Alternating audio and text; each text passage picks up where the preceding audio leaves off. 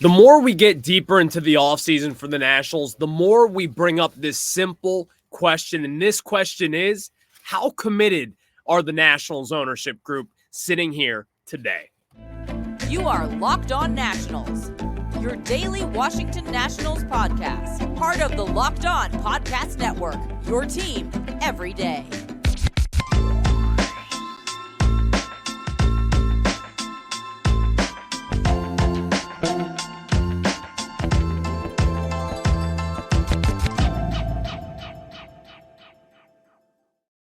And thank you guys for making Locked On Nationals your first listen every single day, as we are free and available wherever you get your podcast. And I'm your host, Ryan Clary. You can catch me over on Twitter at RyanClary11, or as well as the show page at LO_Nationals for all your latest Nationals news and notes. And of course, daily updates on the Washington Nationals. And today's episode is brought to you by FanDuel. So make every moment more. Right now, new customers can get $5 and $200 in bonus bets guaranteed. Just visit FanDuel.com/lockedon to get started. Later on in today's show, the World Series matchup is set and the Philadelphia Phillies are not in it. But oh my God, all the people out there that are saying this is not good for baseball. Enough. We'll discuss that later on. Also, 2023 breakdown continues today as Trevor Williams, right-handed pitcher for the Nationals, starting pitcher, unfortunately. We're going to break down his season, what went wrong, and what sort of went right for Trevor Williams. We'll get into that later on. But this big question, heading into the offseason, in my opinion, is even bigger than the development of James Wood. It's bigger than the development of Dylan Cruz, because a wise man or whatever once said, everything starts at the top. And at the top of this Nationals ownership group comes the Lerner family. And over the years, the Lerner family, we have seen them go all in, having top 10 payroll after top 10 payroll, going in, signing Max Scherzer to a huge contract back in the day, extending Steven Strasburg after 2019, giving up all the money in the world. But it's not even just about the money. It's more so getting the right people in the right positions, whether it be hiring Mike Rizzo to take over the president of baseball operations, whether it be hiring Matt Williams, kind of a splashy free agent signing back in the day, whether it be hiring Dusty Baker. We have seen the Nationals and the Lerner ownership group go all in before. But now we need them more than ever, because the reason why we say that is as we embark on this rebuild, there's going to be a lot of different things and a lot of different hurdles that this Nationals team will have to go through. And these hurdles, they're probably going to need a lot of support. Now, when it comes to ownership, it's not just about spending all the money in the world. It's not just about having a top 10 or payroll in baseball. It's never really been about that way. And especially as we've seen with the Arizona Diamondbacks yesterday, they don't have a top 10 payroll. And in fact, they don't have a high payroll whatsoever, if we're just being honest. The Texas Rangers, they certainly do, but it's not all just about that. And so when the Nationals, when you come into town, number one, this is the standalone thing, in my opinion. Because when you talk about the ownership and really what has kind of transpired over the last few months, it's been a little bit of a debacle, especially ever since that they kind of floated the rumor out there that they could potentially sell the team eventually. And now at this moment in time, it just kind of seems stuck in mud. And that kind of adds in this fold by no one really knows if they're all in or if they're all out. And at this moment in time, I'm sure people inside the organization know that answer, maybe that they're going to kick the tires on a sale potentially. But at this moment, you can't help but think that that is not on the table at this moment in time. So let's go into 2024 thinking that the Lerners, they're going to be the owners. They're going to be the family that runs the operations of this team. They're going to be the ones that Mike Rizzo is going to have to go and ask questions to. That's all we can think as of right now. So then the big question is, how committed are they? Because it feels as if over the last few years, as the Nationals have been in this rebuild, they obviously have been budget cutting. They, at one point after the pandemic, gutted a lot of their scouting departments, rehired those positions, and therefore they have rehired once again after gutting it at just a few weeks ago. But how committed are they? Because I think that is the big question here, because you can have ownership group that wants to just get the money out from a professional sports team, as a lot of different owners do, Artie Moreno from the Los Angeles Angels. He's one of those categories. Dan Snyder, back with the Washington Commanders. He was also one of those guys. There's a lot of different owners that have one foot out the door and one foot in. And it's not really fair to the players. It's not fair to the organization. And it's certainly not fair to the fans.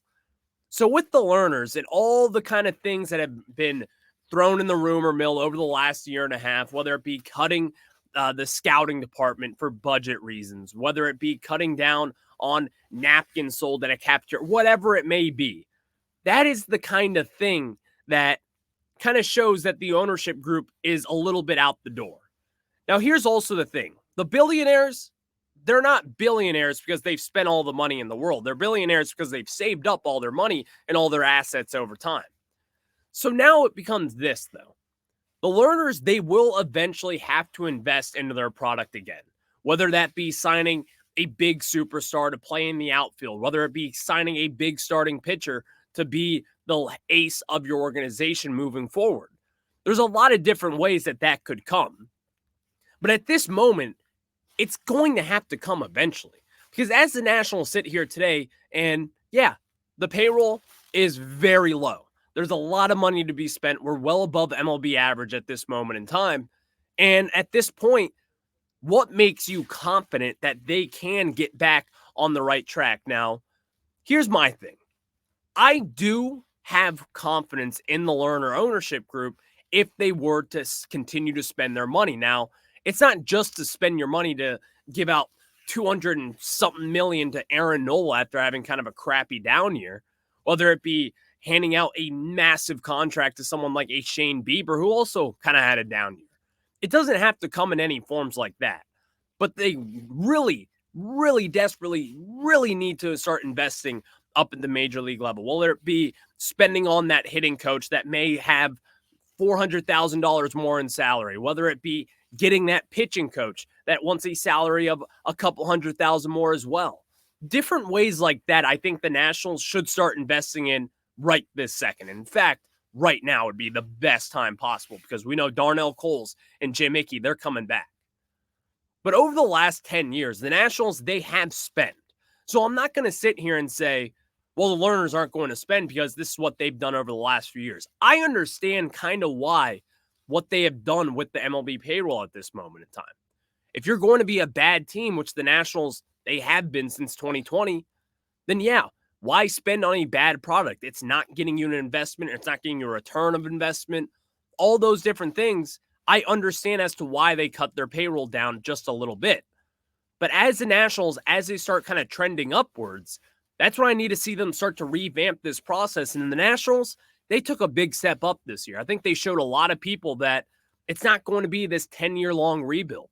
We have guys waiting down in the wings, whether it be James Wood, Brady House, Dylan Cruz, all those guys, Cade Cavalli. These guys are going to have to be surrounded with talent as well, and also leaders in the clubhouse. You do have guys like Lane Thomas and C.J. Abrams, Mackenzie Gore, who will be the leaders in that clubhouse. Keibert Ruiz as well, Joey Meneses, different guys like that. But you kind of need your Mr. National. You kind of need your Ryan Zimmerman or a Brian Dozier, or name that kind of veteran guy who's been around, Gerardo Parra. You need guys like that to kind of fill around your young prospects, similar to what we did in 2019. Now, I'm not going into 2024 thinking that the Nationals are going to make this huge jump into the postseason. That's not the case. That's probably not what it should be either. In fact, it's not what it's going to be at all. But looking around the room, the Nationals, they have all this talent down in the farm system. They have a lot of guys already up in the major leagues with Abrams and all the young guys that we've been mentioning all season long. But now is the time to really kind of put both feet in the door and start spending on guys. I'm not asking for big multi-year contracts. I am just asking for the simple things. Get the payroll above MLB average, because we know what your net worth is. And the net worth isn't the end all be all here. It's not what you really say when you're pointing at ownership and say, well, they're not spending money. But at the end of the day, Lerners, they're one of the wealthiest ownership groups in all of baseball still. We talk about all the money that they've lost, and yes, they have lost a lot of money over the years. With real estate, I'm human. I can react to that. I can admit to that. But still, this ownership group, they're going to have to reinvest into this product again because you are close. You are so close to getting back into contention. I truly do believe that. And if you believe in your process, in which the Nationals, they've had a great offseason, in my opinion, hiring these scouts. Danny Haas from the Arizona Diamondbacks, who's going into the World Series this year. You got the Brad Ciolek from the Baltimore Orioles that you hired to kind of run your draft. All these different moves I've loved, I've raved about. I love that the Lerners have done this and that they have given the green light to get guys like that into the organization. But it's now on them as well. We got to start dishing out some money. Give out 1 year, $12 million contracts to name that veteran player who maybe had a down year. Give out those smart contracts and hopefully, just hopefully, maybe this year you start to contend a little bit. And even if you don't, hope that those guys really kind of turn their careers around and trade them at the deadline and do what those smart organizations do. Because the Nationals, they have the money to do just that. You have the money to spend on those veteran guys who need kind of 1 year prove-it deals and who could kind of get a lot of bang for their buck, similar to what Jeimer Candelario did this last offseason, but even just take it up a notch. Someone like Aaron Nola could be looking for a 1 year deal, maybe around 25-ish million. Who knows at this moment in time? That is kind of something that I want to see the Nationals do. And I think that is kind of going to show us that this Nationals ownership group, they are committed once again, because we have seen what this Nationals team and this organization can look like when they are committed. And it's a beautiful thing. Everyone loved it. We all loved it. Just get it back on track into the way that it once was. And I think people here in DC will be thrilled when it comes to that. Thank you guys for making Locked On Nats your first listen every single day. And on today's show, we'll be previewing, or not really previewing, but we'll be breaking down Trevor Williams' season as a starter. Was not all that great, but there is hope. I'll explain after I tell you guys about our friends over at the Jase Medical. And so, guys, there's a lot of uncertainty in the world, and today it's important to be prepared for anything because there's unrest in the Middle East or fires in Hawaii or even tornadoes, and hurricane season is still here, and blizzard season is coming right up here as well. But your solution is the Jase case, because the Jase case is a personalized emergency medication kit that contains 5 essential antibiotics that treat the most common and deadly bacterial infections. You can also customize your case and add additional life-saving medications based on your unique needs. And Jase Medical now offers customizability for your Jase case with dozens of add-on medications. Choose the medications that best fit you and your family's unique needs. Jase is continually working to expand their medication offerings. In those recent efforts, they added invectamine as an option in the Jase case. And of course, gift cards. You can buy a gift card for family or your loved ones so that they can get Jase case of their own. So go to jasemedical.com and enter code LOCKEDON at checkout for a $20 discount on your order. That's promo code LOCKEDON at jasemedical.com.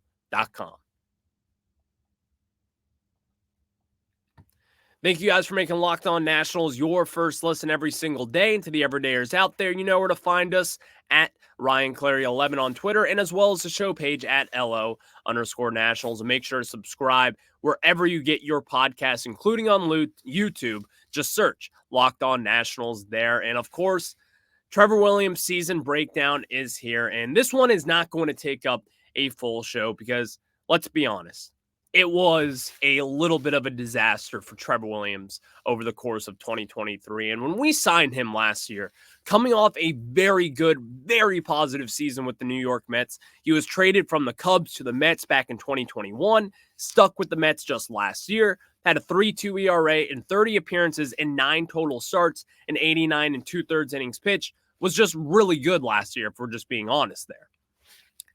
But the Nationals, when they signed him, the intention was for him to be a starter.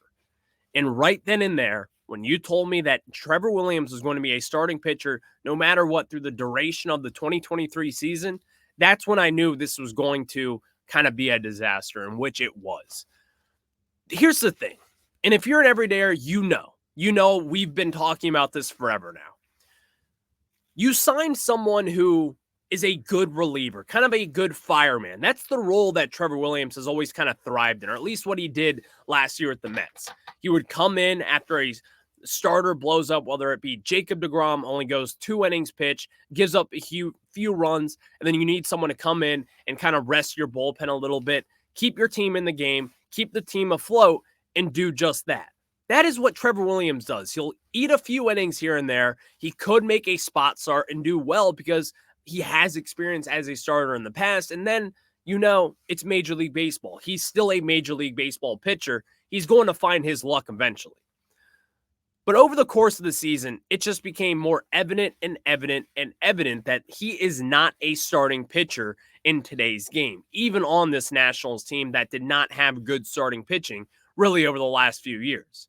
Trevor Williams gave up 34 home runs in 144 and a third innings pitched, led the National League in home runs. He walked 53 batters in 144 innings pitched. And of course, his walk rate also went up this year. His strikeout rate went down this year, and his home run rate almost doubled from last year. These are the results that you're going to be seeing from Trevor Williams if you're going to continue to throw him out there as a starting pitcher. This is not someone who has started consistently since 2020. That's not his job. That's not what Trevor Williams has thrived at throughout his career. Because we've seen him have good moments, whether it be 2021 with the Mets again, or the Mets last year in 2022. And in those roles, he was your fireman, someone who could come in, eat a few innings up, make a spot start for an injured Max Scherzer or whatever it is. That is the role that Trevor Williams plays. And that is the role that he should be playing down the line as well. Because at this moment in time, when we talk about the rotation here, just kind of taking a quick early look at it, it's Josiah Gray, Mackenzie Gore, Cade Cavalli's in there as well. You got Jake Irvin in there as well. And then you probably have Patrick Corbin. Now, Cade Cavalli, he's not, and that's not in any particular order, by the way, but those 5 guys should be in that rotation when Cavalli is healthy. Now, in that time being, I'm sure Trevor Williams will probably get his starts there because he did sign a 2-year deal after all. But if you want to get the most out of Trevor Williams, what you got to do is put him in the bullpen and have him play in that role that he is actually good at. Now, again, the money that they gave him, nothing crazy, but they did pay him to be a starting pitcher. And they would be giving him a lot of money just to be that fireman guy, only to come in 30, 35 times a year and kind of eat up a couple innings. Yeah, that's probably not what they want to pay him for. They were hoping that he would just bounce back and have a good season. But as we've kind of seen, it's not going to work.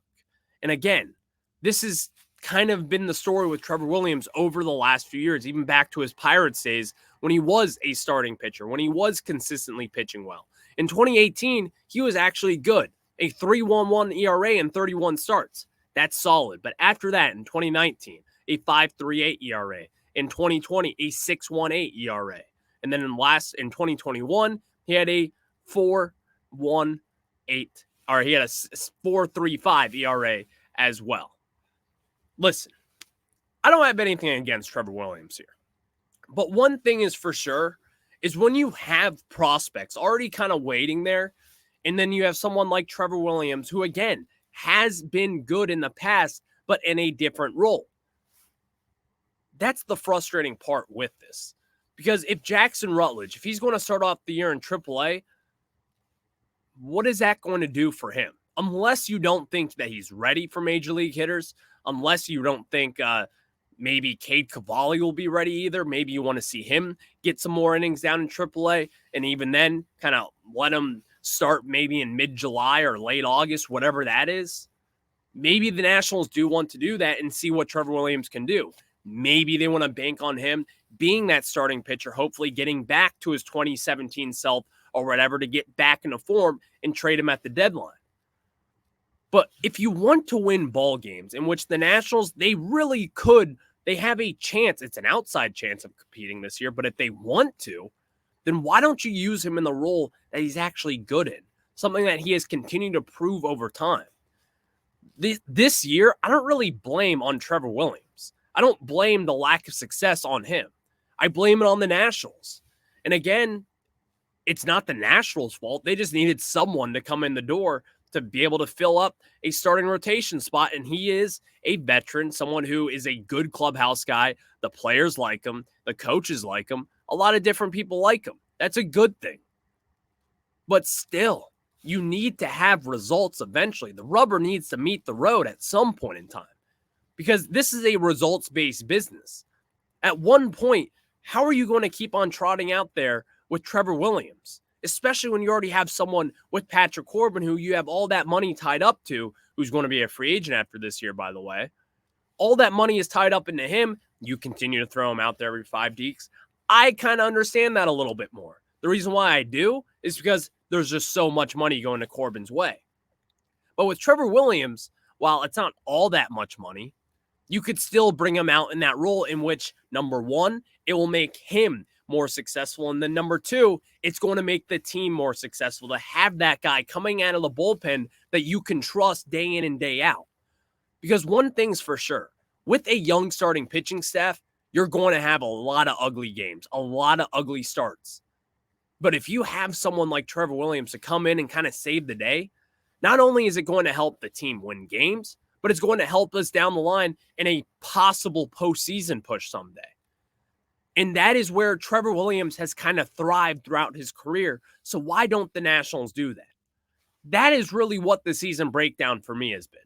We knew that this was coming with Trevor Williams. We knew that he wasn't really going to be able to sustain a 30-start pace and have a sub-4 ERA. It just wasn't doable for him. And so now we're sitting here today just pleading for one thing again. Have him be your fireman out of the bullpen. Have him be your Javi Guerra, or name that fireman that the Nationals have had in the past. You need someone like that. That is a role that a team contending for postseason spots, or even just trying to win games, that they have in place. Thaddeus Ward was kind of that for us this year. Maybe he's going to be that for us down the line. But Trevor Williams is proven good at this. So let's please do that instead of pitching Trevor Williams every 5 days. Thank you guys for making Locked On Nationals your first listen every single day. Now, let me tell you guys about some of the World Series thoughts here, because I saw this the other day, and as we know now, Rangers Diamondbacks World Series. Serious question. What is there to dislike about that World Series? Like, I don't understand what's coming on from that, really, this discussion. I don't know. Let's talk about that. But before we get into it, I'm going to tell you guys about our friends over at FanDuel. And of course, October baseball is back and better than ever, and you can make your postseason debut with FanDuel, America's #1 sportsbook. So join FanDuel today, and you'll get started with $200 in bonus bets guaranteed when you place your first $5 bet. Just visit FanDuel.com/lockedon and create your new account. Then you can get on the action from the first pitch until the final out. And of course, World Series prop bets are open now. You know what I'm going to do? I am pulling for the Arizona Diamondbacks. I don't want to see any former Nationals hoist a World Series trophy.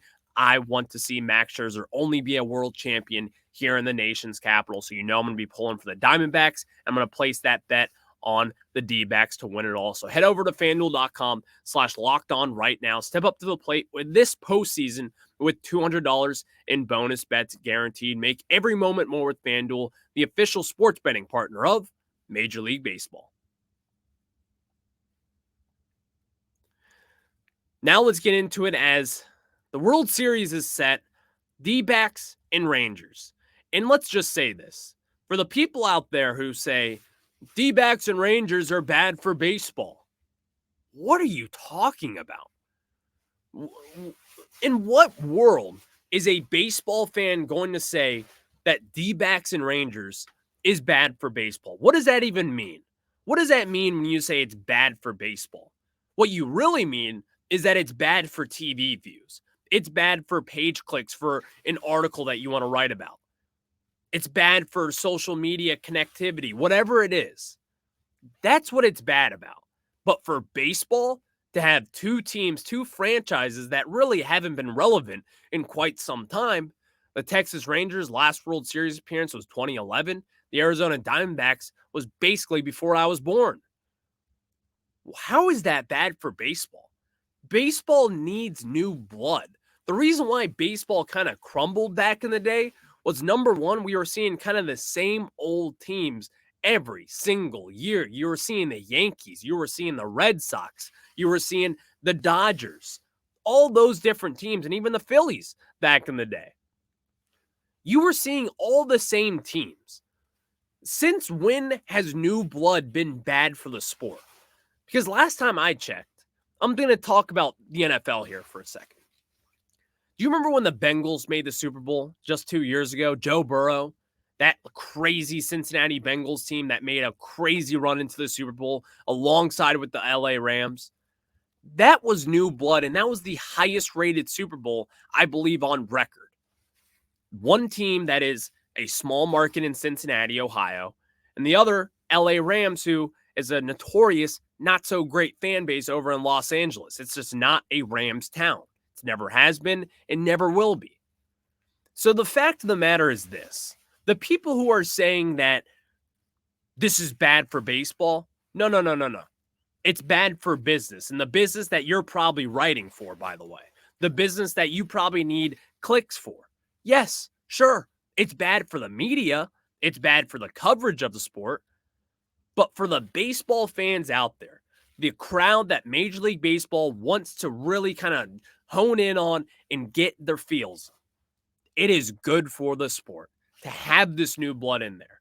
To really, for the casual baseball fan, us on the East Coast, we don't really get to watch the Diamondbacks all too often. We don't really get to watch the Rangers all too often as well. If you were to tell me, Ryan, Evan Longoria plays for the Arizona Diamondbacks, someone like him, all these random names that in the past you're like, he plays for that team? That is good for the sport. Now, obviously, I'm assuming we all follow the sport, we all watch it, so we know these names. But for the casual fans out there, so take us out of it.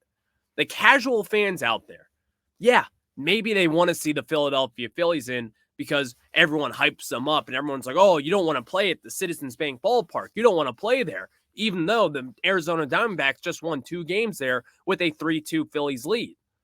No. They don't want that. They don't want that narrative.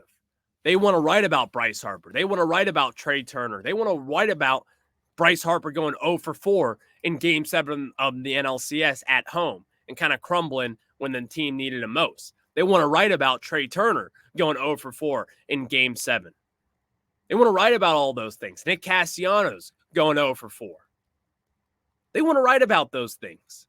And yeah, it would be a little bit of a better headline if the Phillies were in the postseason or in the World Series, rather. But that's not reality. Reality is getting these 2 fresh, new, young teams that have really spent and who have developed guys around the world. That is what you want to see. These 2 new, fresh, young teams going at it. Kind of in, Texas Rangers in Dallas, the Arizona Diamondbacks in Phoenix. Not that all too many people care all too much about baseball in Phoenix. I understand it's 100 degrees out every single day. They're just trying to survive out there. But to say that it's bad for baseball, says who? I can tell you this, it's not baseball fans. Yeah, I can admit, the Phillies are an exciting team. They're fun to watch. They have a ravaged fan base. They have so many different things that is kind of captivating about them. But you know what else is captivating? The fact is that we're seeing the Diamondbacks and the Rangers who have never won a World Series before in the entirety, in the history of the Texas Rangers. You get to potentially see what they can do down the line. There's so many different storylines for this World Series. And number one, it has to do with both these teams and how bad they were just last year, turning up a notch and really getting into the thick of things and being a good franchise once again. This is going to be an awesome World Series. I don't understand the people who are saying out there, I can't believe that they're trashing it, to be honest. I just can't believe it. I cannot believe that people are upset with this World Series. So thank you guys for making Locked On Nationals your first listen every single day, as we are free and available wherever you get your podcast. And on tomorrow's show, we will continue the 2023 breakdowns and talk some Nationals baseball as we continue to enter the offseason stretch. There's a lot to talk about with this team, and of course, a lot to cover that you can get every single day here on Locked On Nationals. Thank you guys for tuning in, and of course, I'll catch you on the flip side. Go Nats.